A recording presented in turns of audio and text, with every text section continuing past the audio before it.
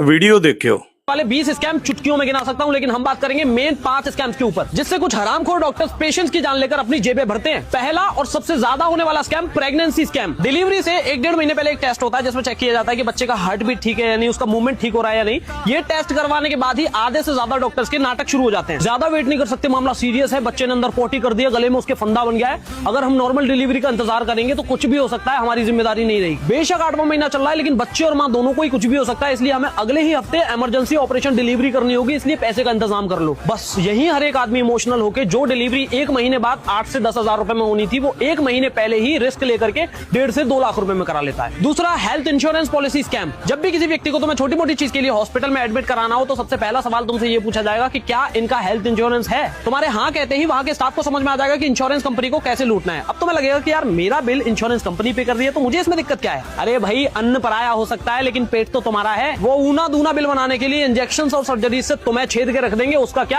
अगर उस व्यक्ति की बीमारी छोटी मोटी है तो छूटते ही तुम्हें मना कर देना है, क्योंकि अगर हाँ कर दिया तो ये कुत्ते को हड्डी दिखाने जैसा होगा। अब तीसरा है मेडिसिन स्कैम। जरूरी नहीं कि कोई भी डॉक्टर्स तुम्हें दवाइयां लिखे तो वो दवाइयां तुम्हें उसी के स्टोर से या उसी के मेडिकल से लेनी पड़ेंगी। तुम्हें कानूनी तौर पर पूरा अधिकार है कि तुम दवाइयां कहीं से भी खरीद सकते हो। पहले चेक कर लो हॉस्पिटल के मेडिकल स्टोर पे दवाइयों की प्राइसिंग क्या है और बाहर प्राइसिंग क्या है, जहां से अच्छा लगे वहां से खरीदो। चौथा, इमरजेंसी आईसीयू स्कैम। इसमें परिवार को बोला जाता है कि इनकी कंडीशन बहुत ज्यादा खराब होती जा रही है, इनका ऑक्सीजन लेवल गिरता जा रहा है, अगर आईसीयू में भर्ती नहीं किया तो इनके साथ में कुछ भी हो सकता है। अब यहाँ कितना भी गरीब आदमी हो, वो अपने फैमिली मेंबर को बचाने के लिए तुरंत ही आईसीयू में भर्ती करने के लिए हाँ कह देगा, और यही शुरू हो जाएगा डॉक्टर्स के चार्जेस का नंगा नाच। आईसीयू में bed charges, monitoring charges, oxygen charges, nursing charges, doctor charges, uses of equipment charges, और भी न जाने कितने चार्जेस को बिल में ऐड करके उस बेचारे की खून पसीने की कमाई को चूस जाएंगे ये हरामखोर। अब 5वां और सबसे मेन ओवर प्राइसिंग स्कैम, जो ज्यादातर लोगों के साथ में होता है। जब तुम हॉस्पिटल से डिस्चार्ज ले रहे होते हो, इसमें डिस्चार्ज के बाद जब फाइनल बिल पे करना होता है, जब बेचारे ज्यादातर लोगों को जानकारी ना होने की वजह से जितना उनसे बोला जाता है वो बेचारे उतना ही पे करके चले जाते हैं, जबकि बिल में पैसा बढ़ा चढ़ाकर ऐड किया जाता है। एमआरपी से महंगी दवाइयां,